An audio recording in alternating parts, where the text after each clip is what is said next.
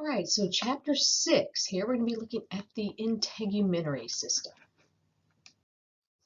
These word roots here are really important to learn and understand. They're at the beginning of each chapter, if you haven't figured that out just yet.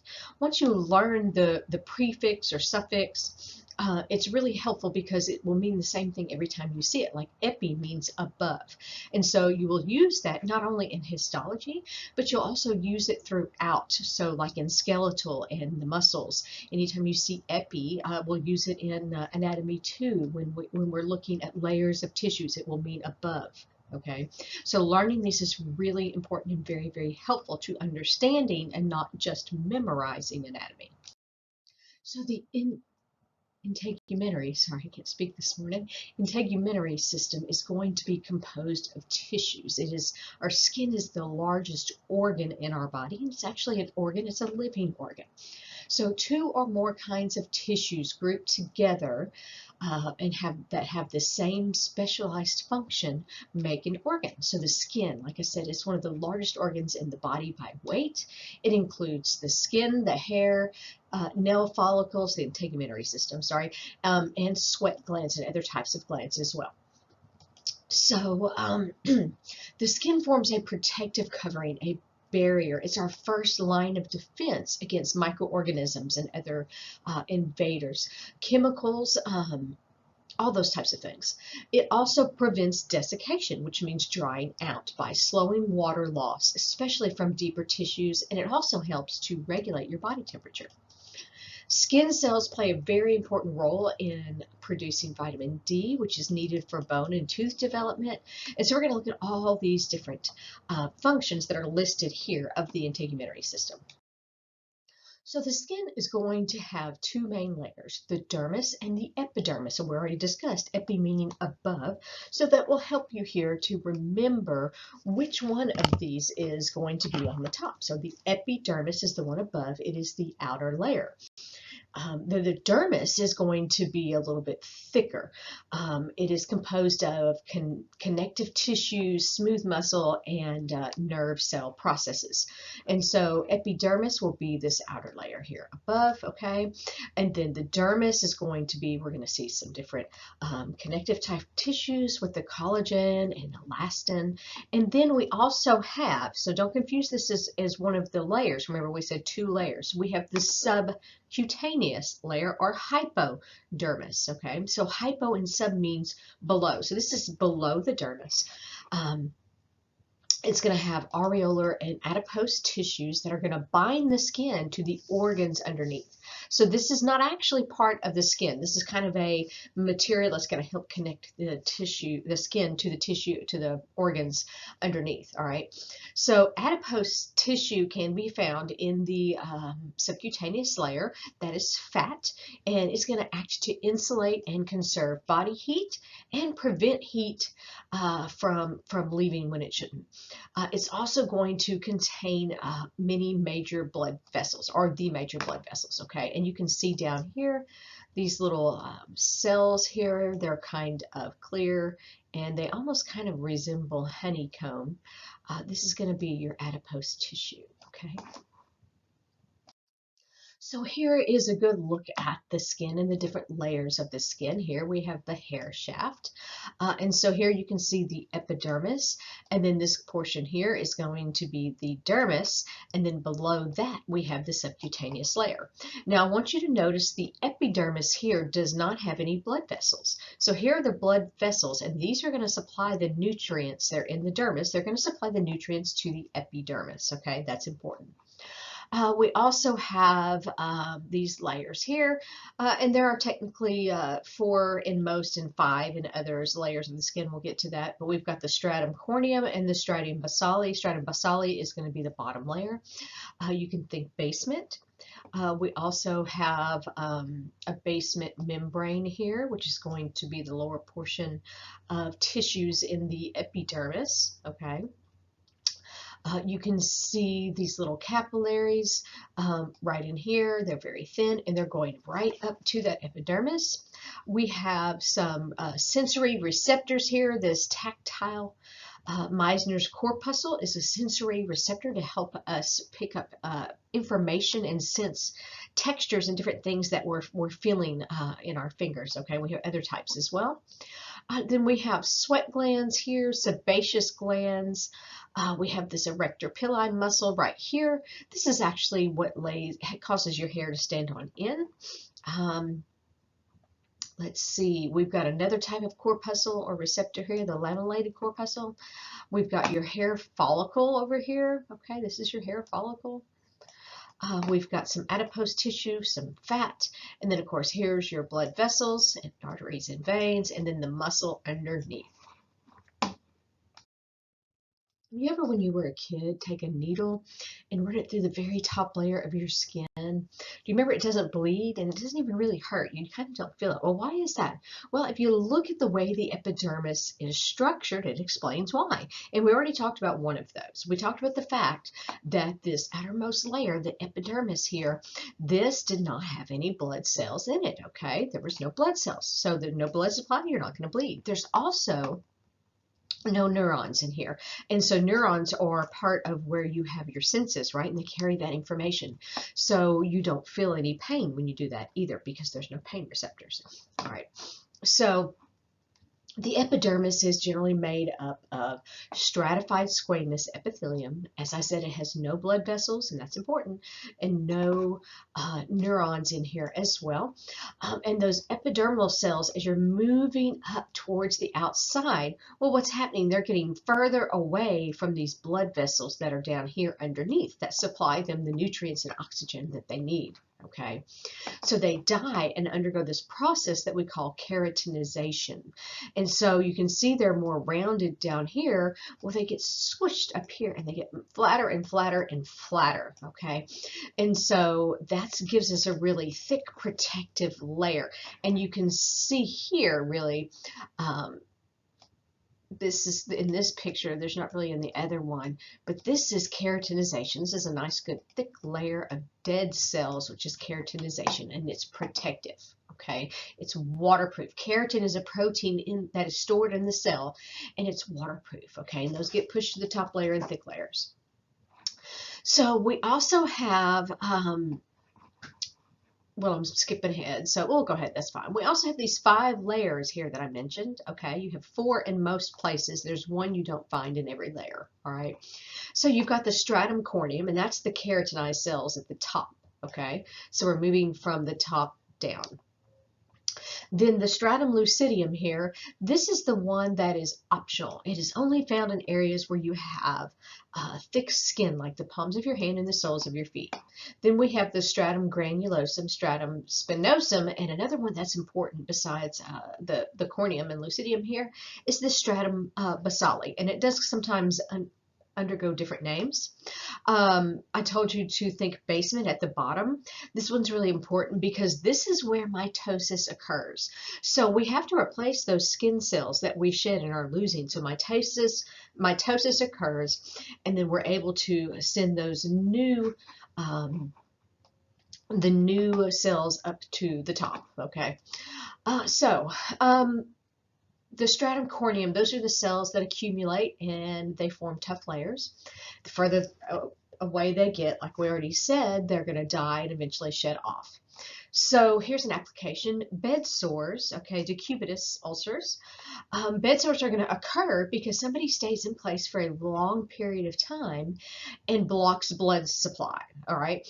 And so that cell underneath, the living cell, the tissues are going to break down, all right, that stratum basale. And so we undergo necrosis, which is the cell death, basically. It's not the word for cell death, but necrotic tissue.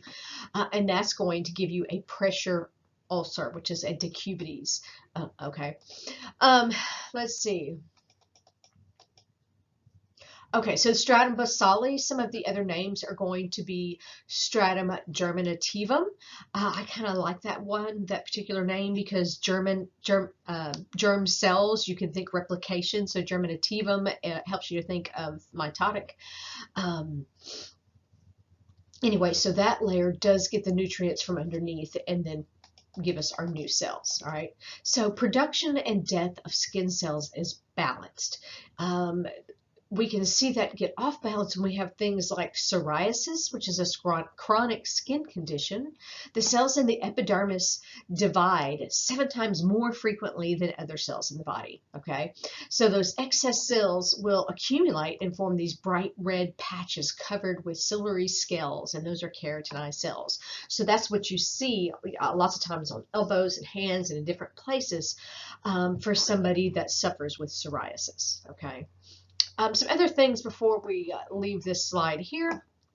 The epidermis does have melanocytes, which are cells which produce melanin, okay? It does rest on that basement membrane here. We already said it is stratified squamous epithelium. So those melanocytes, those are specialized cells that produce the pigment melanin, right? And so that is what's responsible for skin color and protects us from UV light. So regardless of your racial origin, all people have about the same number of melanocytes in their skin. So the differences in skin color come from the differences in the amount of melanin that these cells can produce, okay? And that is controlled by several genes, okay? So this is why we have such an array of colors, okay, even within one particular race. So the more melanin, the darker the skin, okay? That melanin it serves to protect us from UV light. All right, that's why people that have lighter, fairer skin are more susceptible to skin cancer because you don't have as much protection. So there are other things, of course, that come into play for skin color. I grew up in Louisiana, and when I was a teenager, when I lived in Louisiana, I was on the beach all the time. I was much darker, right? I had a tan, okay? But now I don't get out in this well. I get out in the sun some, but I don't have the same coloring as I did then because I'm not in the sun as much, all right? So skin color is determined by heredity, which we talked about, but also environmental and sometimes even physiological factors. So as I already said, differences in the amount of melanin produced is controlled by several genes. The more melanin, the darker the skin. And so it's the amount of melanin produced that determines that skin color, all right? Now, the size and distribution of melanocytes is also going to play a factor, and that can also be different among people. So sunlight, UV lights, and X-rays can actually all affect skin color by darkening the melanin and stimulating more melanin to be produced. This is how we tan or burn. Now, not using sunblock can put somebody at risk for developing a cutaneous, meaning skin, carcinoma, which is cancer. All right, so people with lighter complexions, blonde hair, very light skin, are more susceptible than those with a darker skin tone, darker skin colors, okay? As you age, the skin also tends to become more spotted with patches of pigment, and this is what we call age spots. Dilation of blood vessels can cause more blood to enter the dermis and cause the reddening of the skin, especially with someone with a lighter complexion. And conversely, constricted blood vessels can make that reddened color fade, okay? Keratin is also a pigment in yellow vegetables, and if consumed in excess, it accumulates in adipose tissue and can give the skin a yellowish color. Now, a time when that would be a problem would be if you have jaundice, okay? So jaundice occurs with liver, and that would give you that yellow skin color and even to your eyes.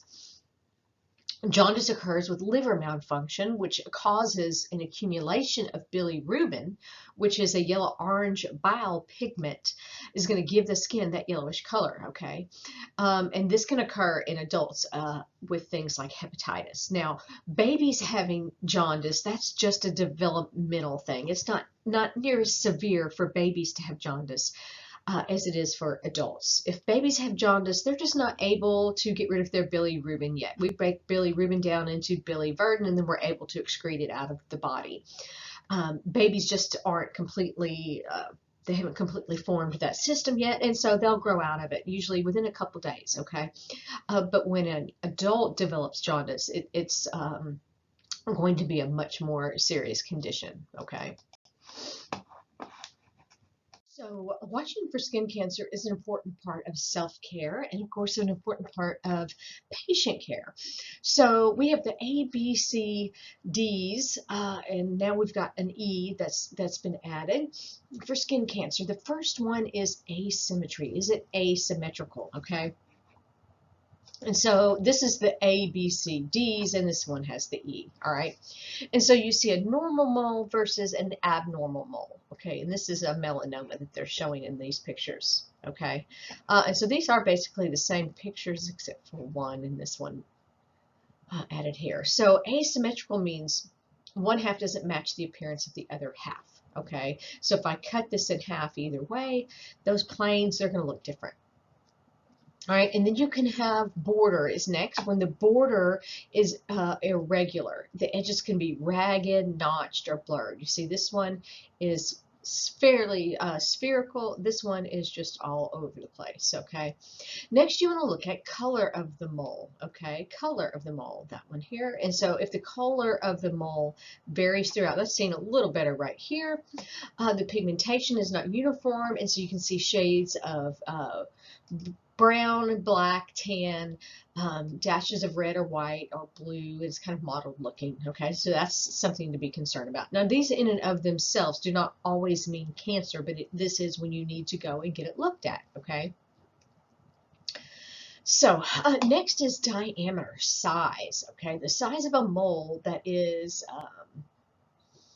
greater than 6 millimeters, which is about 1/4 of an inch, about the size of a pencil eraser, that should be evaluated, okay? If it's bigger than a pencil eraser, you need to get it looked at.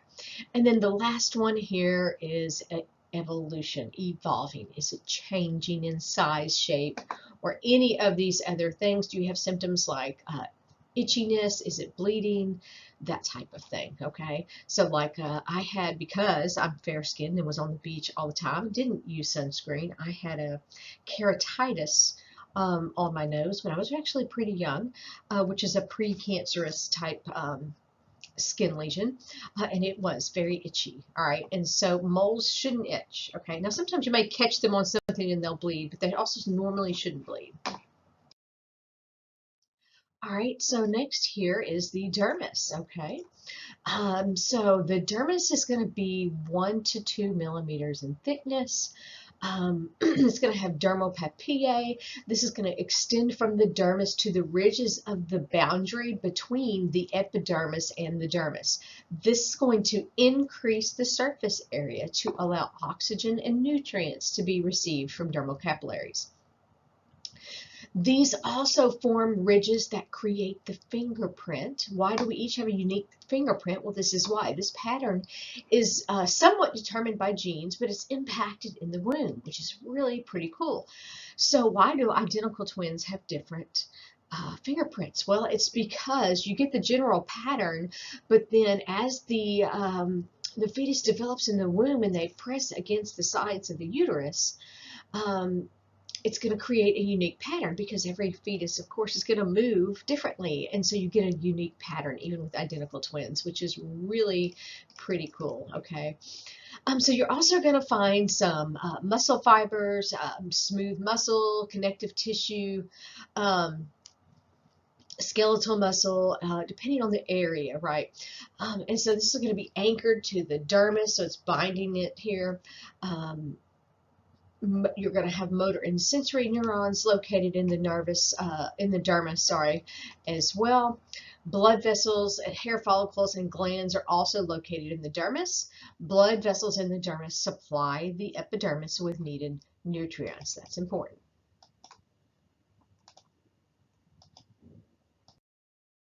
All right, so here's that picture again, just to remind you of these blood vessels that supply the skin. This is in the subcutaneous layer, but here you can see them in the dermis, and they are supplying the vessels with nutrients and oxygen needed here in the epidermis. The dermis is going to bind the epidermis to underlying tissues, okay? We have 2 layers to the dermis. The papillary layer, which is areolar tissue, all right, loose connective tissue, and the reticular layer that is made of a dense irregular connective tissue, okay? And so the areolar is going to be more superficial. This is where you find your papillae, so this is why we call it the papillary layer. And then the reticular layer has that dense irregular connective tissue, and this composes the larger portion here of the dermis. So here's your reticular layer and then your papillary layer, okay? There's the collagen and elastin fibers here that give the toughness and the elasticity that we associate with skin. So we have some important accessory structures to the skin that we don't really think of as skin, but they are part of the integumentary system.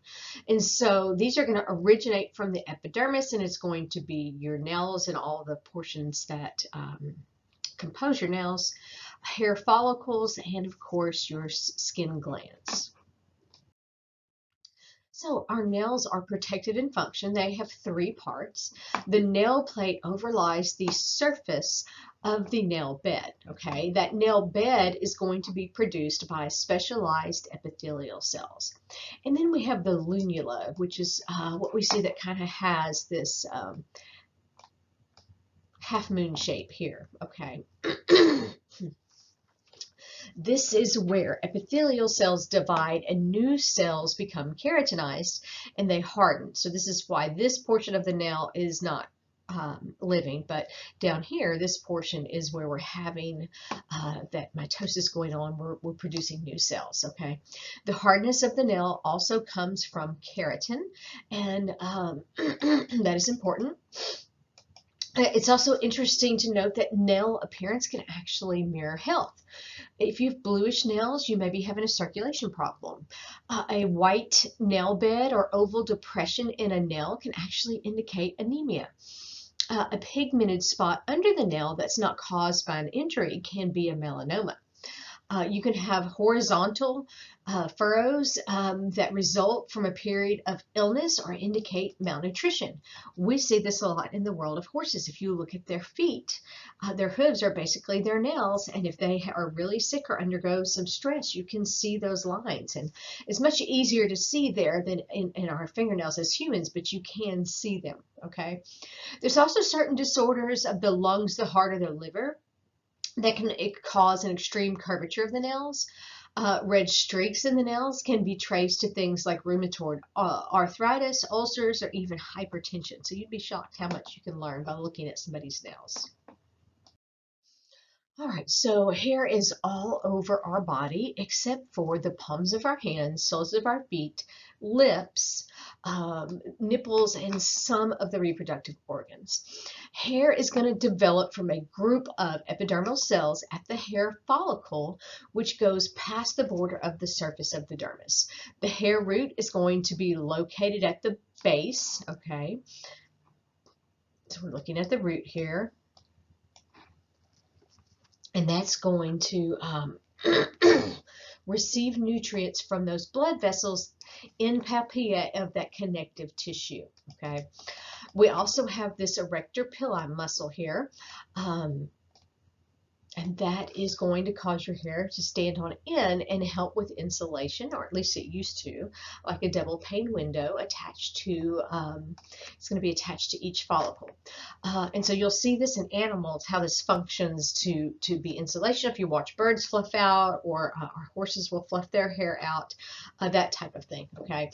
And so hair cells, or cells, are going to grow and divide and push upward away from the source of nutrients and then become keratinized. So your hair is very similar to nails or skin in that way.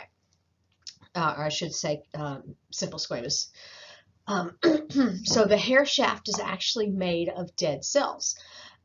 We lose about 100 hairs a day. Hair has a cycle, though, of cycles of normal hair shedding, and where it's going to grow really well for 2 to 6 years and then rest for 2 to 3 months. And so there are cycles, and there are actually medications that can alter that.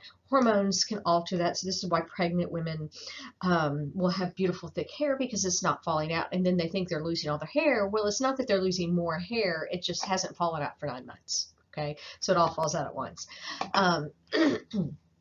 Anyway, so there's normal cycles there, okay?